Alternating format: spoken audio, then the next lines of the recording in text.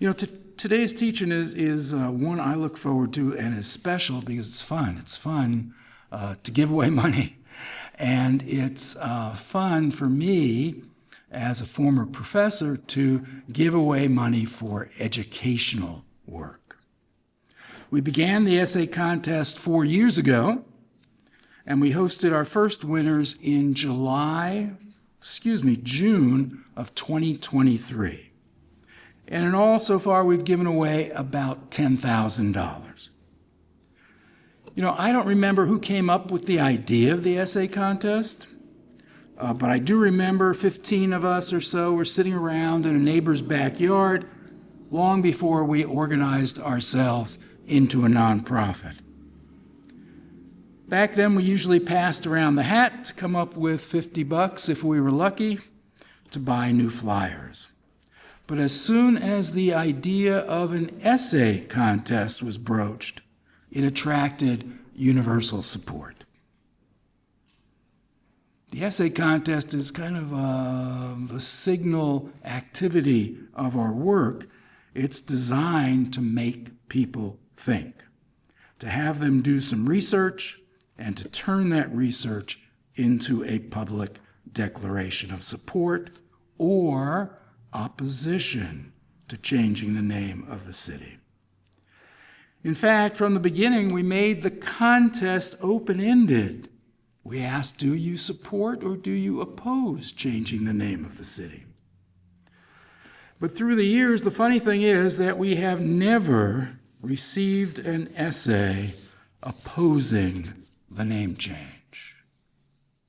There's lots of chatter online in opposition, of course, and every once in a while someone will come and yell in your face in opposition to changing the name. But I have to say that no one has ever given me a logical reason for keeping this name. There's emotion, but not a lot of thought. Right now we're test marketing the Northern Pomo name for this place, which is Noyo Bida, which means the fishing place. And we're going to see how people react to that. Originally, we were told that Native people didn't want their language used to name a place that was stolen from them.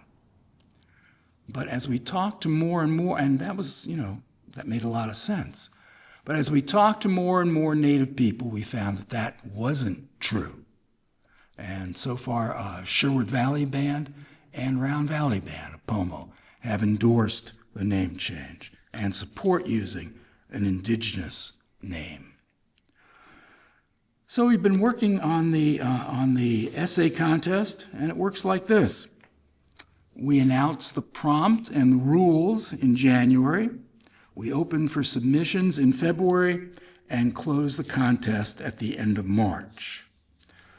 The submissions come in and the author's name is removed, and they're sent on to our panel of judges, who then grade the essays using a grading rubric from the Modern Language Association. Winners are announced and receive their prizes in June. I'm going to share with you the names of past winners. Some of you who have any connection to the local schools may recognize them. Last year, the winner was Cooper Robles. In 2024, the winners were Darwin Marroquin and Abilene Campstra. And back in 2023, the winners were Carmen Velasquez and Joe Erickson. This year's winners are Rowan Carr and Simon Peter. To ensure a fair contest, we draw our 3 judges from the local writing community. They may have opinions about the name change, but that's not the most important thing. They are not associated with the Noyo Bida Truth Project. They don't serve on the board. They don't serve on committees. They only work as judges. The 3 judges this year were Margaret Ryder, Eva Mee, and Catherine Marshall, each chosen for their skills and their stature in the community. All are local residents. Margaret Reiter is a retired attorney formerly serving in the office of the California State Attorney General. Eva Mee is an advocate for Indigenous rights.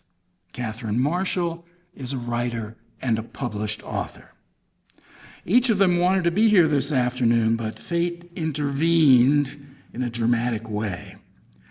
Eva Mee's mother-in-law died this past week, and Eva is attending her memorial service today.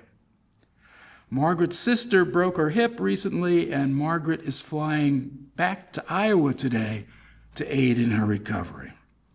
Happily, nothing happened to Catherine Marshall. Don't walk under any ladders. And Catherine is here with us. And I'd like to ask her to come up to the microphone and say a few words about how the essay contest worked from her point of view and what she thought about the whole experience. So thank you, Phil. This opportunity to participate as a judge for the essay contest, I really appreciated. It was really interesting and fun. I'm a writer, and I serve on the board of the Writers of the Mendocino Coast, which is your local writing club. And I'm also, my full career has been in working with nonprofits. So if you've ever run a nonprofit or worked with them, you have to write a lot of essays, white papers, grant proposals, and everything. And I really value the ability of an essay to be able to make the case for support and really change minds and improve the community. So these two winning essays really exceeded that task brilliantly. I really appreciated what I read.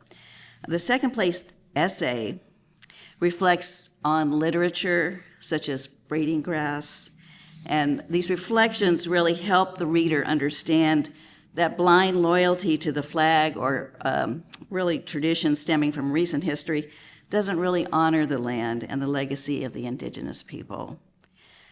Our first place essay was unique in that it touched on how the lack of recognition of what Indigenous people endured and accomplished affects all of us today.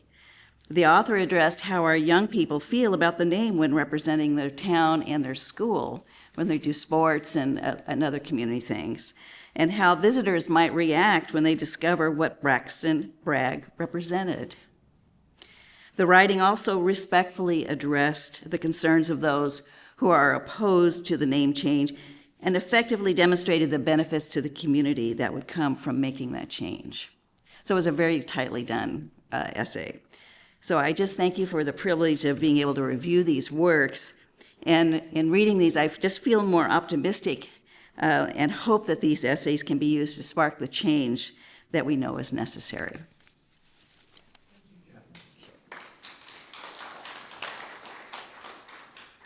But she is a student at Fort Bragg High and will be a senior in the fall. She's a founding member of the Jazz Club there and president of the Spectrum Club. In her free time, she enjoys writing, playing trumpet and piano, and spending time with family. Rowan, would you come up, please, and read your first place essay? I want to make sure the microphone's in a good place.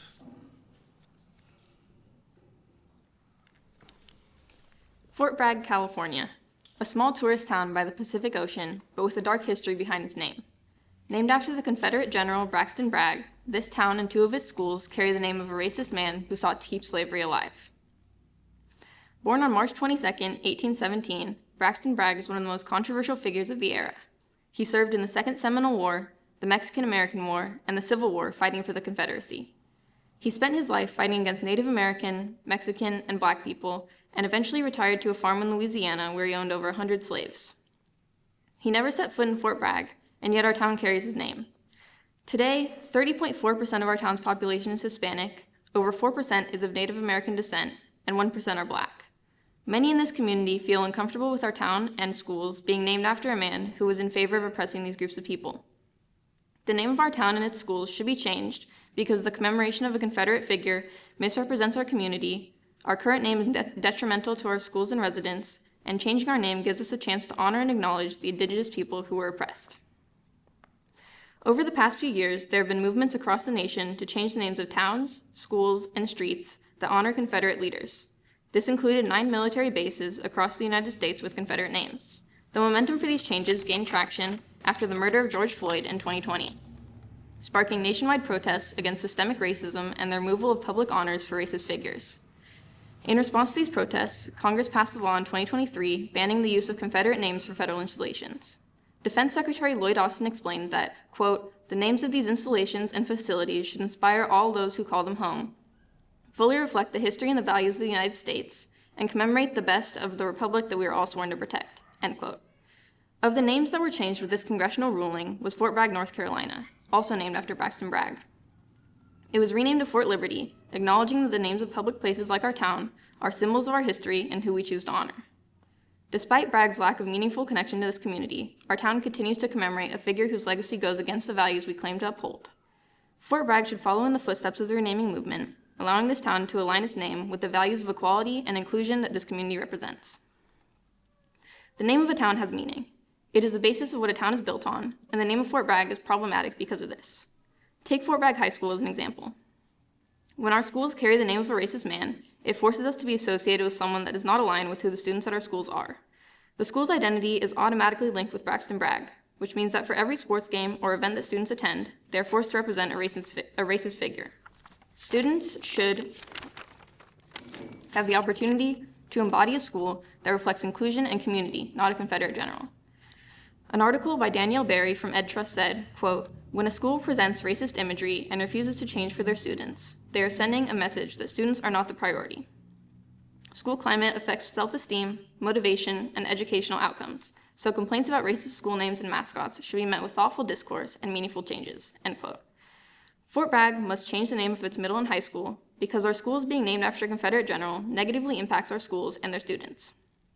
The same can be said about our town as a whole. Fort Bragg is primarily a tourist town, and having a name that is tied to such outdated values can discourage people from visiting. This community becomes automatically associated with a worldview that is negative and problematic.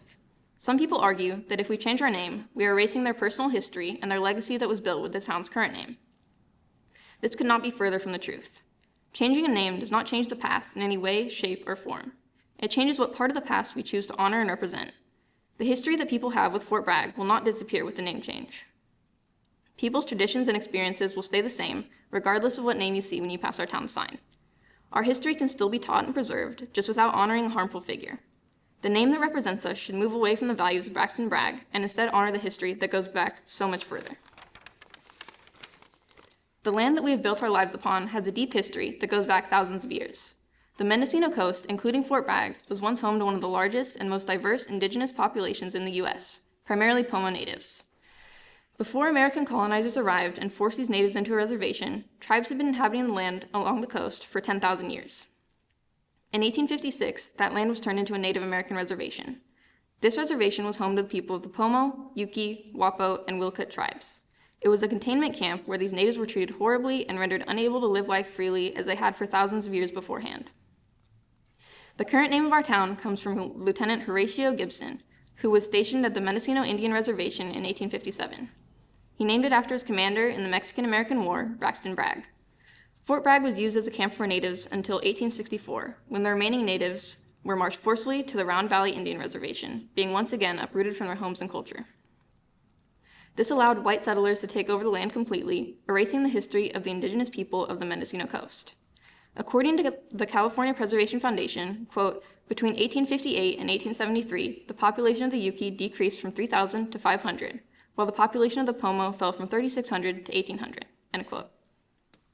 This goes to show the horrific nature of the beginning of our town. Although the fort was decommissioned in 1864, our town remains named after a general that condoned this violence. The history behind the naming of our town does not acknowledge the history of natives that once lived here, but that of a Confederate general. The name of our town should be changed to something that reflects a deep history of indigenous people on this land before we took it, rather than continuing to show support for someone who agreed with the erasure of Native history and the oppression of their culture. The name Fort Bragg glorifies Confederate ideals while leaving out the story of where our town started and the murder of thousands of natives. Fort Bragg, California, is a town with a diverse group of people and a history going back thousands of years to the original inhabitants of this land. Keeping our town named after a man whose life was defined by racism and the oppression of the groups of people that now make up our population is doing a disservice to our community. Continuing to have Bragg's name attached to our schools and town forces everyone to be associated with a figure who defended slavery and the erasure of indigenous culture. This affects how students feel about representing their schools that carry Bragg's name, how residents feel about their community, and even how outsiders see Fort Bragg. Renaming our town will let us move away from glorifying the acts of Braxton Bragg and instead recognize the Native American history that really represents the land we live on. By choosing a new name that honors the community that now lives here, as well as the original inhabitants of this land, we can take an important step forward. The people of Fort Bragg deserve a name that represents its past, its people, and our future as a town, not the legacy of a man whose values contradict what our town strives to be. Thank you.